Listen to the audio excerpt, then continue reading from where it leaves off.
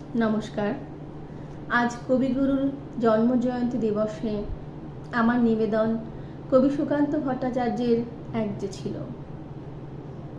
ছিল আপন ভোলা কিশোর। স্কুল তার ভালো লাগতো না, সহ্য হতো না পড়াশোনার ঝামেলা। আমাদের চলতি লেখাপড়া সে শিখল না কোনো কালেই, অথচ সে ছাড়িয়ে গেল সারা দেশের সবটুকু পাণ্ডিত্যকে। কেমন করে? সে প্রশ্ন আমাকে করো না।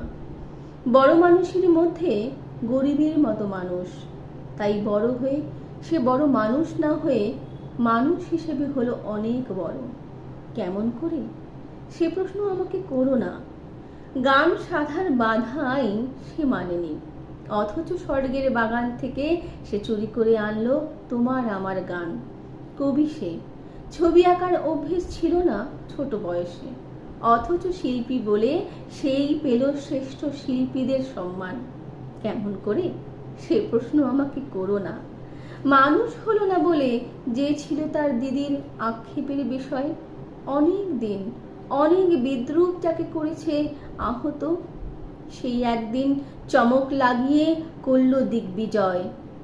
কেউ তাকে বলল বিশ্বকবি, কেউ বা কবিগুরু।